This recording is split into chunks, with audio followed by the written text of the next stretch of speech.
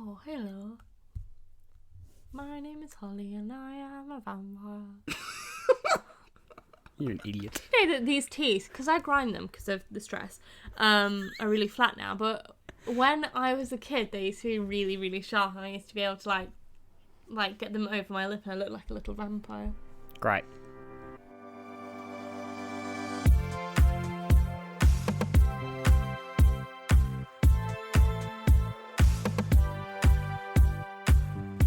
Hello and welcome to Good for a Change. This is a podcast where we aim to combat the awful everyday news you hear with stories that, well, you know the rest by this point. I'm Jarrod, and with me is Hollie. Hello, Hollie. And also with me is Sean. Hello. And this is the final episode of Season 2. Oh. We made it. I will remember you.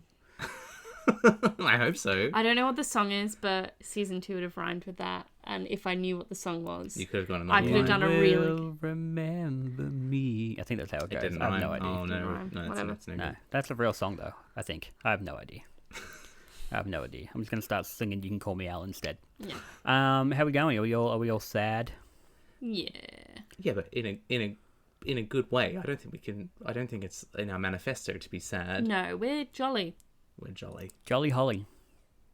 I think we had an episode called Jolly Holly once, didn't we? Yeah, probably. A Christmas. Christmas Yeah, episode? Christmas episode. People love that Christmas That's episode. our most popular episode of all time so far, is the Christmas episode. Do you remember what your story was? I think I told a story about a girl who wanted essential oils and she spelled essential wrong. That's the only thing I remember. Mine is was true. the Elf Hotel. Yours was the Elf Hotel. That's And I right. had, I think, the lists, the post office or something in the US that Oh, was doing Yeah, Yeah. that sounds about right. Yeah. Nice. Yeah. And then we had a big debate over Die Hard being a Christmas film. Which it is. Good times. Good memories. times. Well, I know what my story is for this week. Would you like to Yeah. hear it? Yeah. Oh, would I ever? Would you ever? A restaurant in Austin, Texas is gaining popularity for increasingly hilarious signs displayed outside the establishment. Oh, nice. Mexican restaurant El Arroyo started doing the signs initially in the 80s, but in the times of COVID have really stepped it up a notch. Amped it Nice. up. So I'm gonna tell you some of my favorites. I should say these signs become so popular they've actually had to employ a social media manager. Wow. Just for a Mexican restaurant. Okay, so these are the COVID related ones.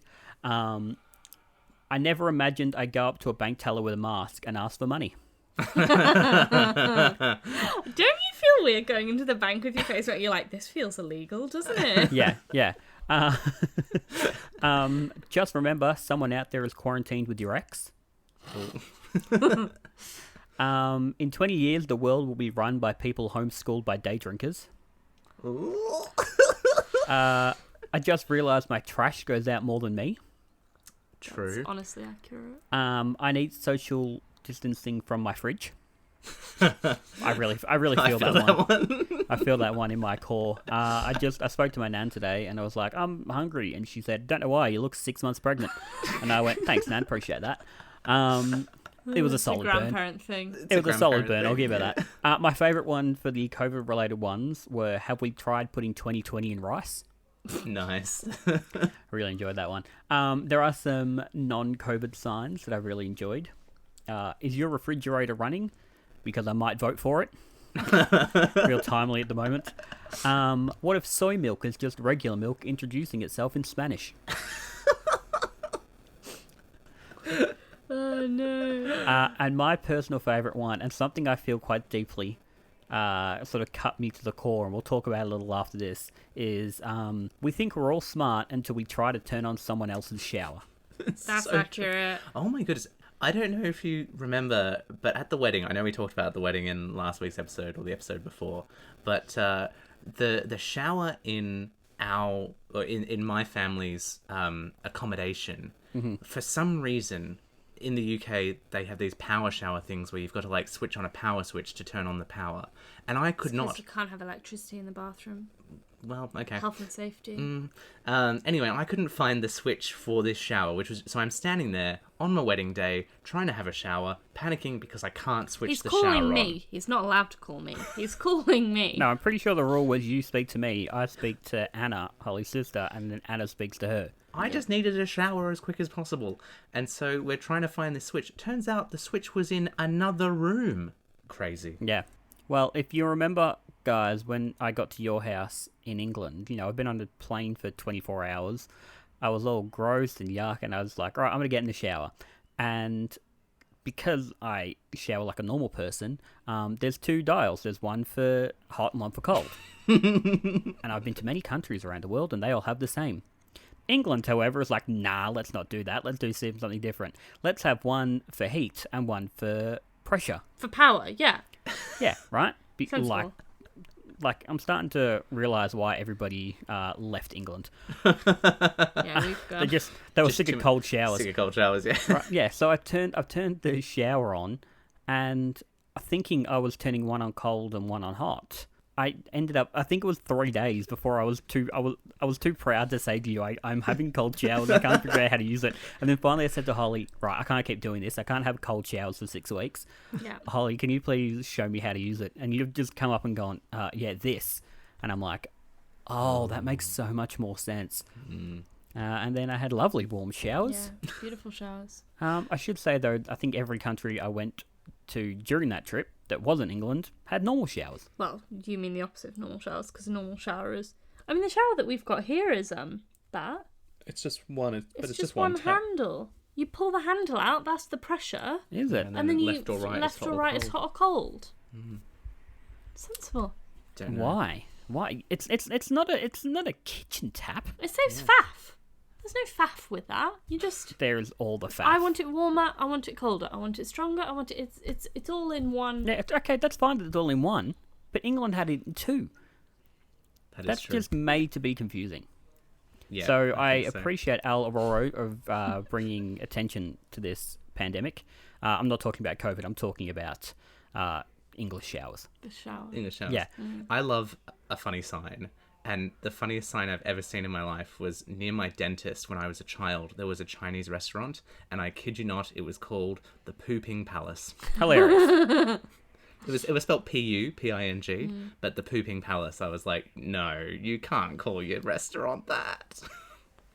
The best one I've seen, I saw a chalkboard on St Andrew's Day outside a cafe in London or something, and it said that dragon was asking for it.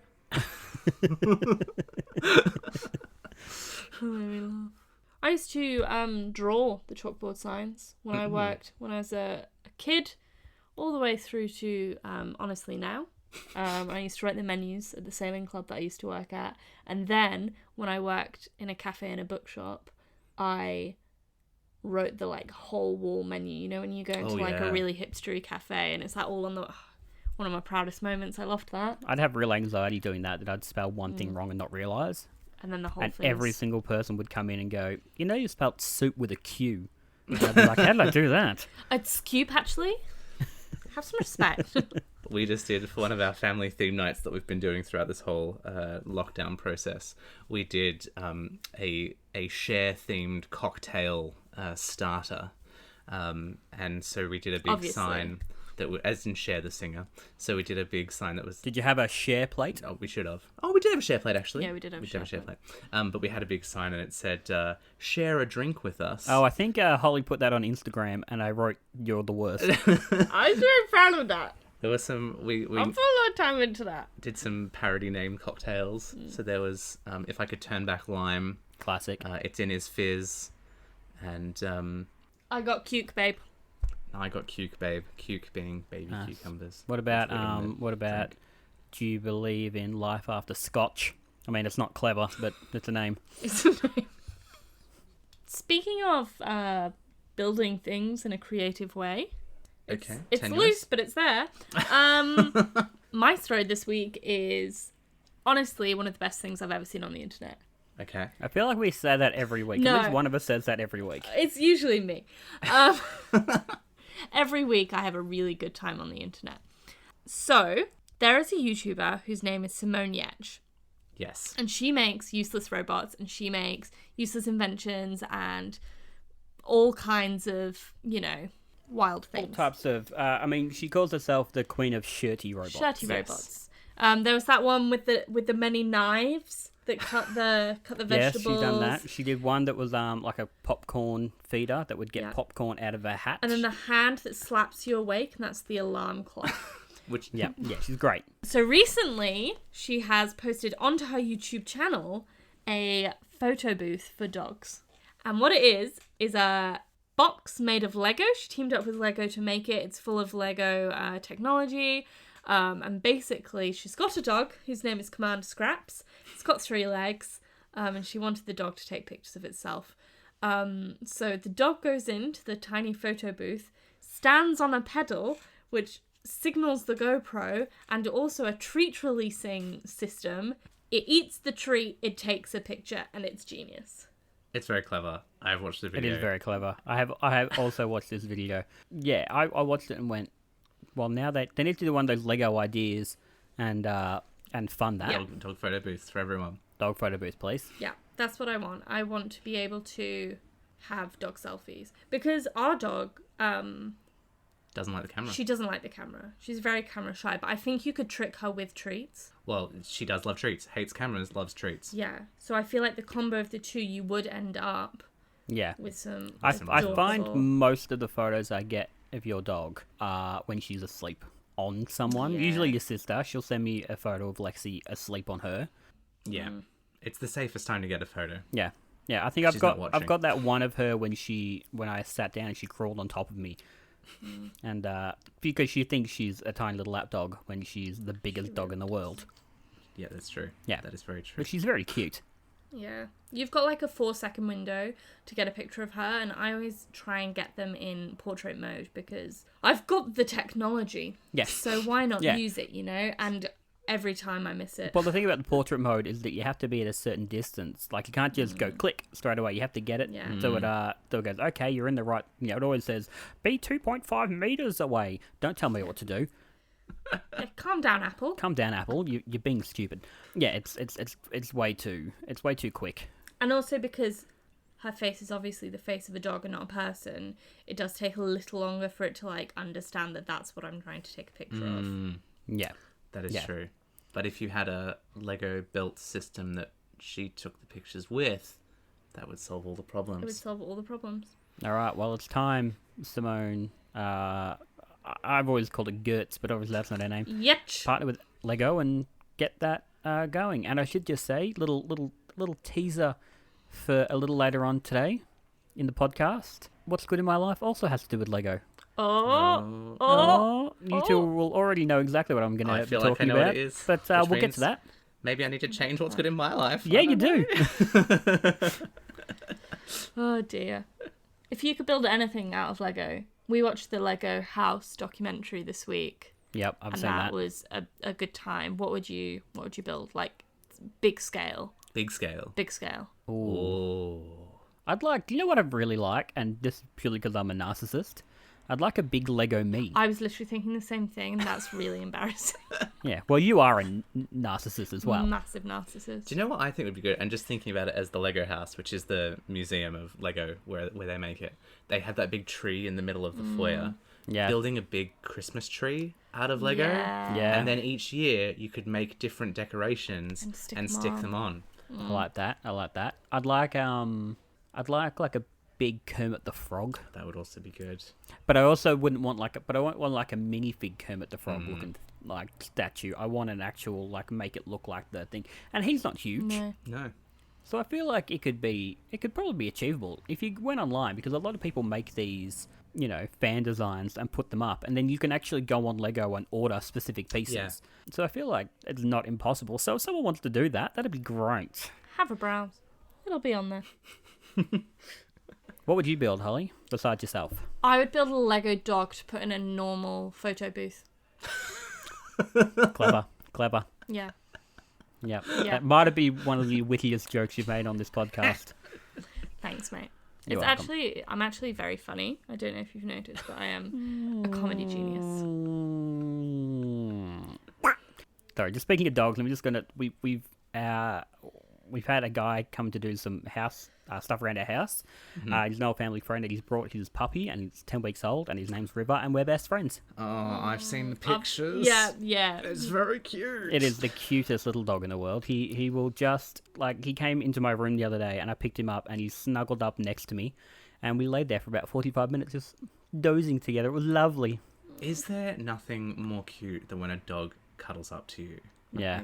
Like, the other day we were sitting on the couch and Lexi wanted to cuddle with Mum. Like, she didn't want to sit with Hollie and I, who had, like, the couch ready for her to sit with us. She really wanted to cuddle with Mum.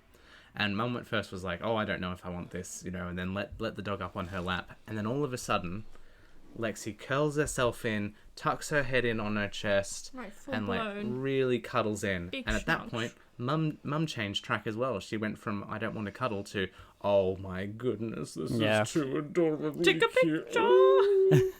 And then they just sat there for, like, hours watching television, having a nice cuddle. My mother and I have been having debates about dogs recently. And I'm super into it. I want a dog in the house. And I'm still living with my folks at the moment. And so I have to, you know, basically take their opinions into consideration, unfortunately.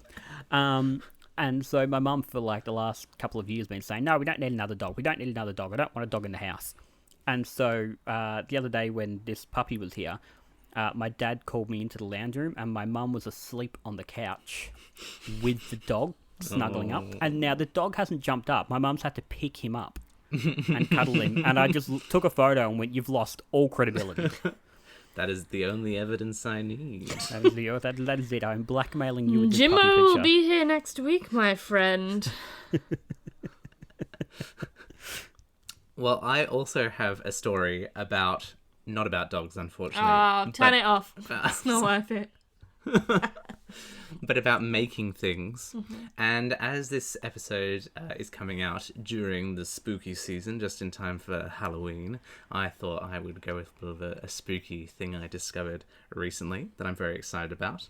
My story is about a shop in the town of York in the UK, and it is called the York Ghost Merchants. And I discovered this shop probably about a week ago, and I am in love with it already. Basically, it is a shop that's in the Shambles, which is a really, really old street, a shopping street in York. The street itself dates back to like the 14th century. And this shop is in a building that was built in the 1700s.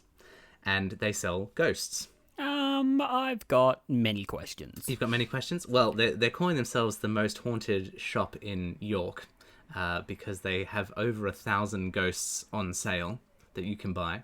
York itself is a very haunted town, significantly haunted town. When we were visiting, we went into a pub that's like the most haunted pub in the UK and all these kind of things. It's really about ghosts in that town. And you can tell why when you look at it. It's very medieval still. It's very old. It's pretty cool.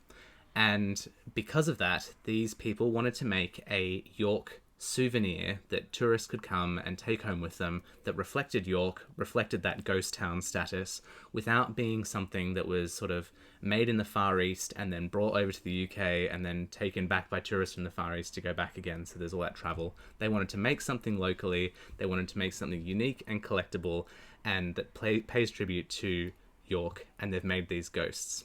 And these ghosts are little figurines. And they pour them, so they're done in a mold, and they look like that classic like child in a sheet ghost. Yeah, cool. But they have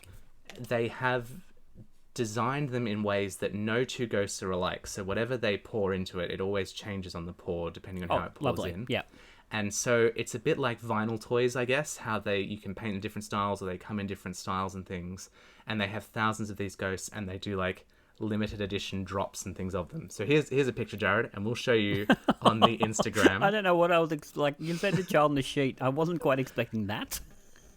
They're doing a Halloween special release, so they've made one that looks like a candy corn. These are cute. But they have them in all different colors, in all different styles. Some of them have like had drawing on them. Some of them are just in the pour. Some of them glow in the dark. All these kind of things. The one that I really like from their upcoming release is called the Penny Dreadful, and it has an old-fashioned like 1900s penny, like glued or wedged into the bottom of the ghost statue sculpture. So they make them up above the shop. So it goes back to a very traditional time on that street where people would have handcrafted things in the studios above the shops and then sold them in the shops down below. So it's quite a little like tribute to that. And the whole shop has been decorated like it is a Georgian old-fashioned shop. It looks very like out of like Oliver Twist or something like that. It's got really that feeling to it. And they've hidden these ghosts everywhere. Even like you can like pull portraits off the walls and they're like hiding behind the walls, and all sorts of things like that. And the uniforms and everything, it all is very theatrical. And I thought, this is so cool. And they've been going gangbusters because now they've obviously switched online because of the world. But they what's going on in the world? Just stuff. They've been doing. Fine. Have we tried putting it in rice? Good question.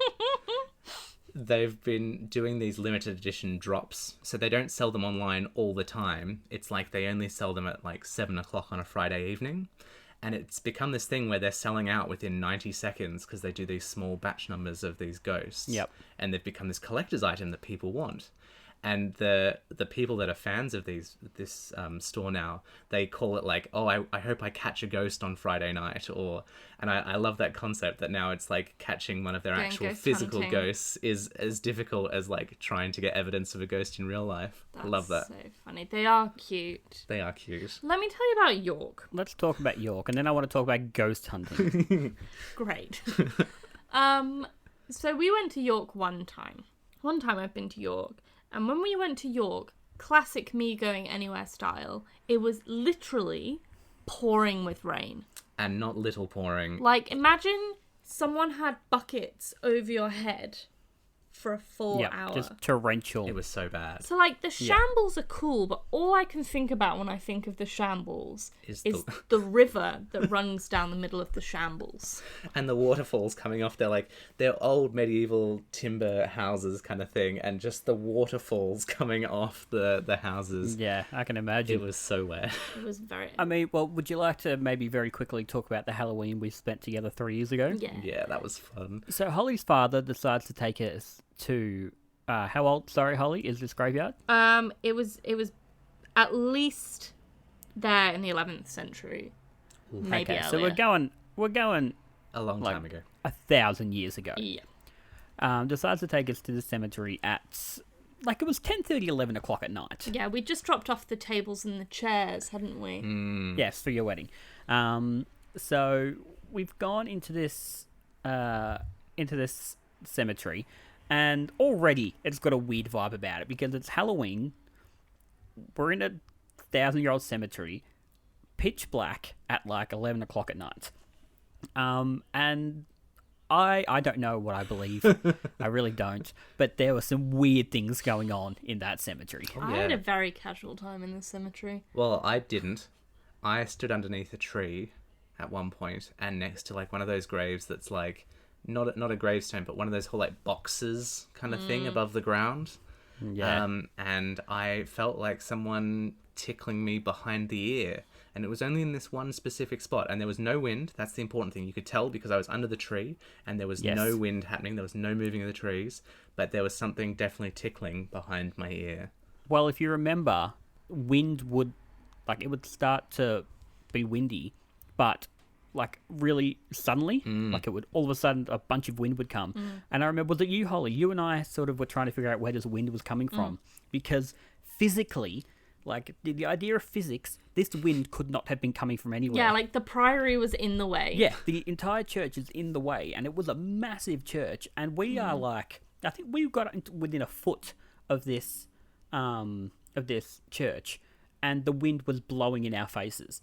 And I was like, that doesn't make sense at all. It was a weird week for hauntings. Something that I had completely forgotten about. Oh, yeah. And it was just brought back to my attention was my mum had a ghost experience at the wedding. Yes. And it's funny because there was a lot of jokes about ghosts at our wedding because our venue was allegedly haunted and all these kind of things. And there was a really creepy dungeon to the ruins that we got married in. Not dungeon, basement. To the ruins that we got married in. And one of our guests kept trying to lure people down into the basement and being like, ooh, there's a ghost down there. Anyway, but my mum actually did have a ghost experience. So on the day before the wedding... On the day of the wedding. Day of the wedding. She got up really early because she couldn't sleep. We were all asleep. It was just her in the house.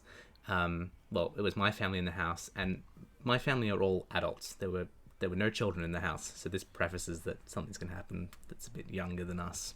She's downstairs in the kitchen, she's pouring herself a cup of water or something, and all of a sudden she hears a voice go, "Mummy, can you help me?" or something like that. And she goes, her first reaction is just like, "Oh yeah, of course." And then she goes, "Ah!" Well, she thought it was your sister at first, didn't she?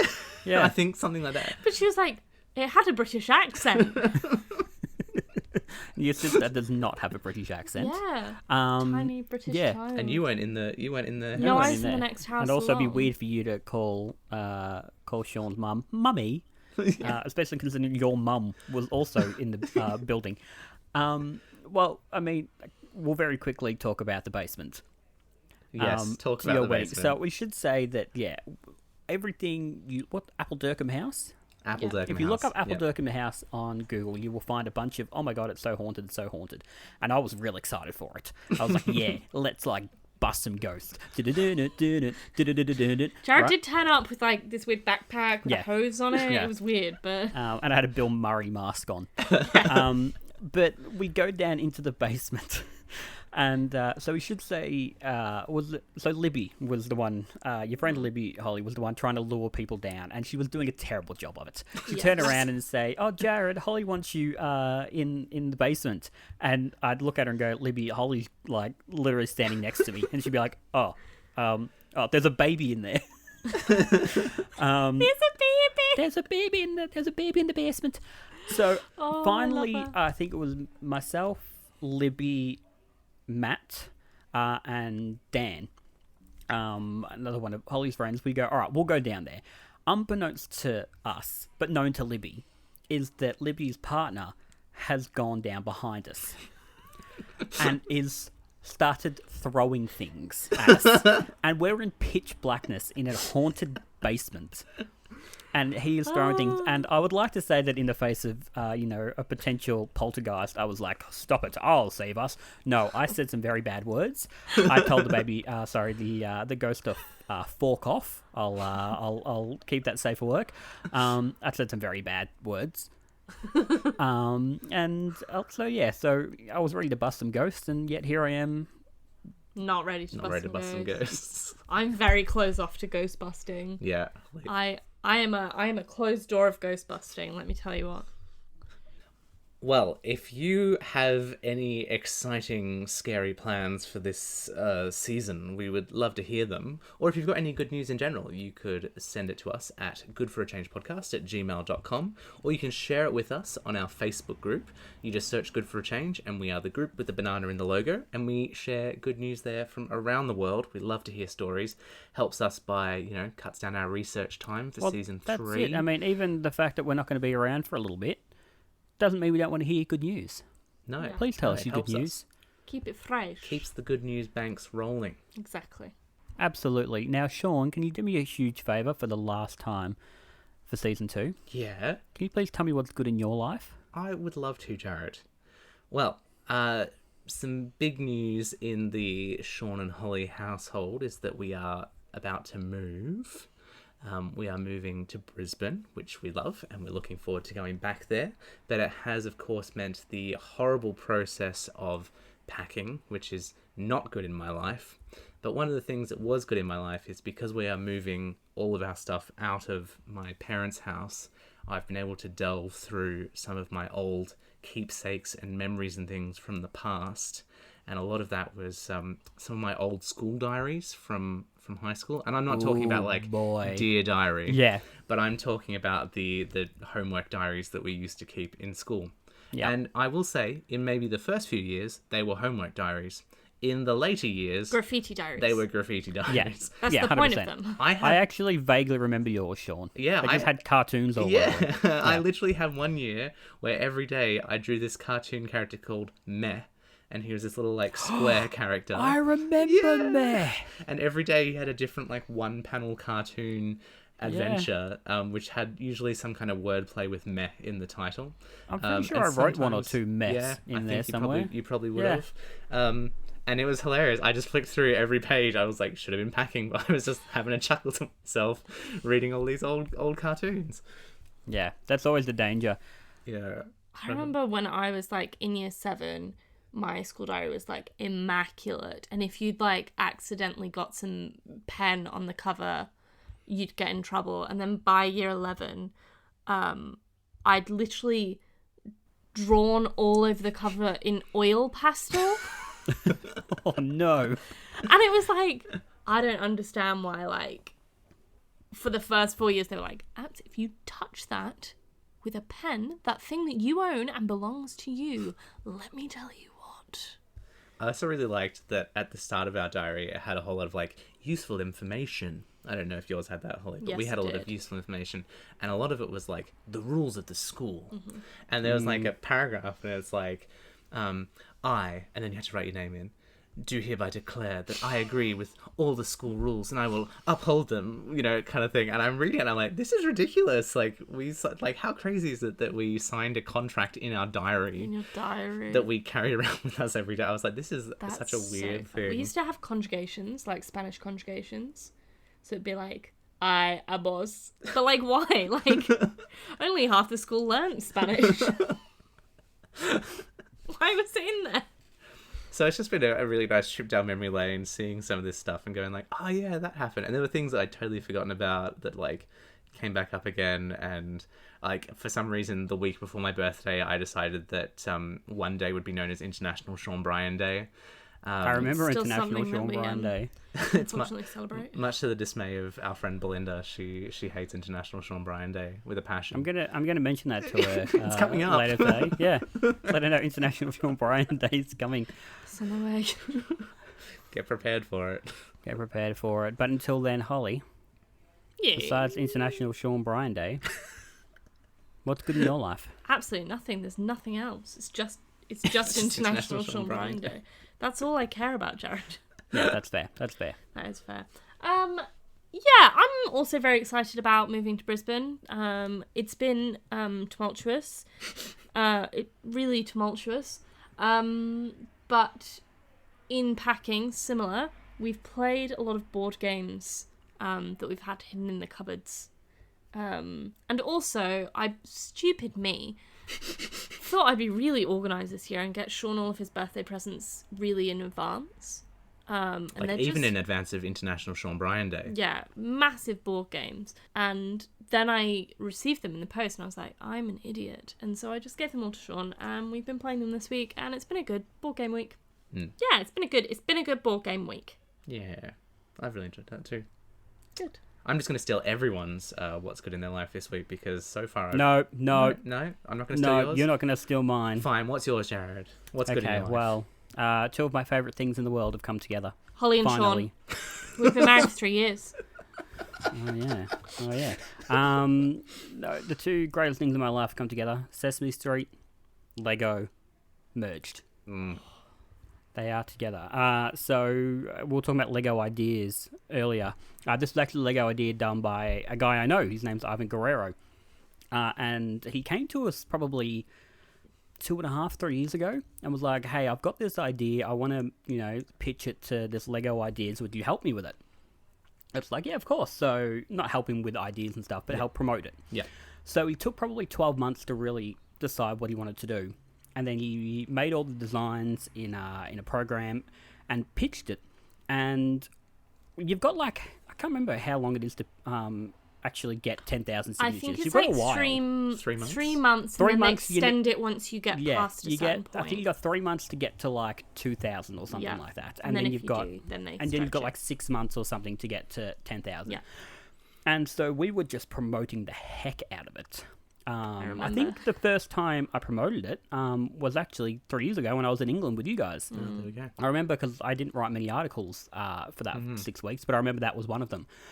And then, so about 12 months ago or so, Lego and Sesame actually announced that it was coming true. It was actually gonna be done. And then literally just as of recording last night, they announced that it's coming on the 1st of November. I would have liked a little more heads up. So far, Lego haven't offered me a free one.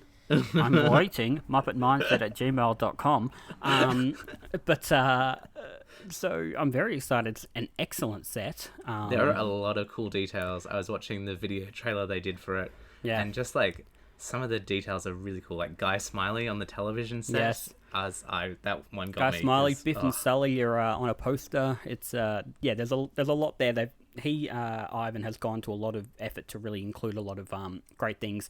There are also a lot of things he wanted to include that they couldn't on this one to keep costs down.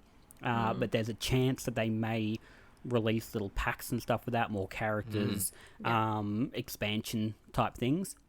So who knows? I don't know why, but like it just speaks so well as a Lego project. Yeah. It just looks it's so amazing. right as a Lego project. You know how long Sesame and Lego have been around that they've never worked together before. Yeah. So I'm very excited. Something else that's good in my life, and it's good in the life of you listeners. I'm doing finger guns, but you guys can't see that. Pew pew. Is that while yes, this is the last episode of Good for a Change for season 2. Next week we've got a bonus episode for you. Yeah. And it's not Johnny Moo Moo's, the secret hidden episode that no one will ever hear. No. It features myself, and no Sean and no Hollie. No. It's actually an interview I did with Muppet performer Matt Vogel. Matt plays Kermit the Frog, Big Bird, The Count, Constantine, Uncle Deadly, Floyd Pepper, a bunch of people. And I got to interview him for my website, Muppet Mindset. And we thought it might be nice to actually give you guys the interview as well. I'm biased because I was the interviewer. But I was really happy with it. Matt was really happy with it. The response so far has been excellent. If you don't want to wait a week, you can go on muppetmindset.com and it's there. But that is coming next week. So yes, we say this is the last episode of season 2, but don't get confused next week when something else pops up. Yeah, we'll try and keep you entertained in the gap this time. Last time there was that big gap and the world fell apart. The world fell apart. So we don't want that to happen again. So we'll try and keep you entertained in the gap between the return of Good for a Change.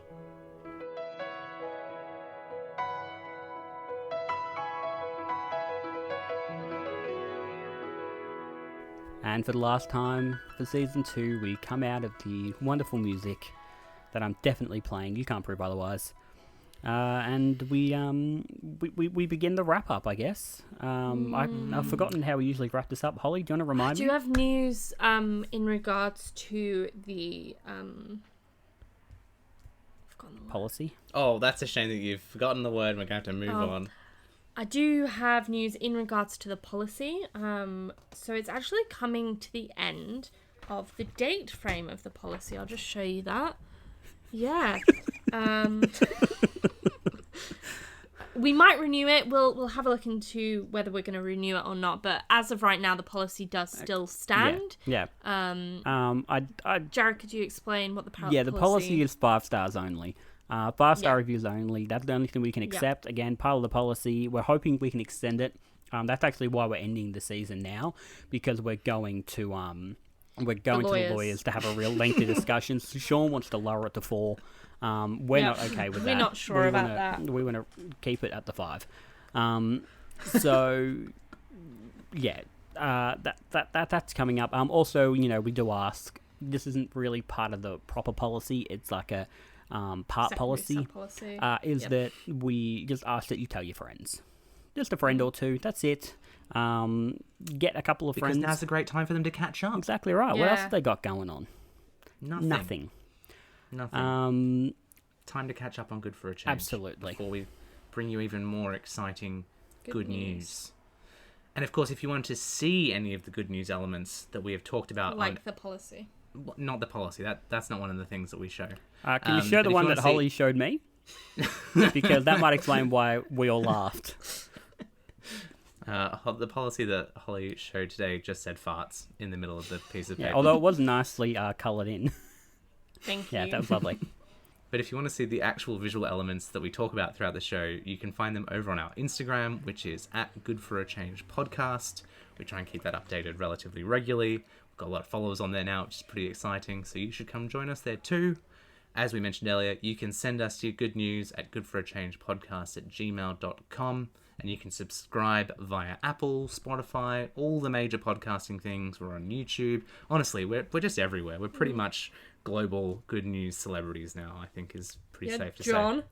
Good on you, John.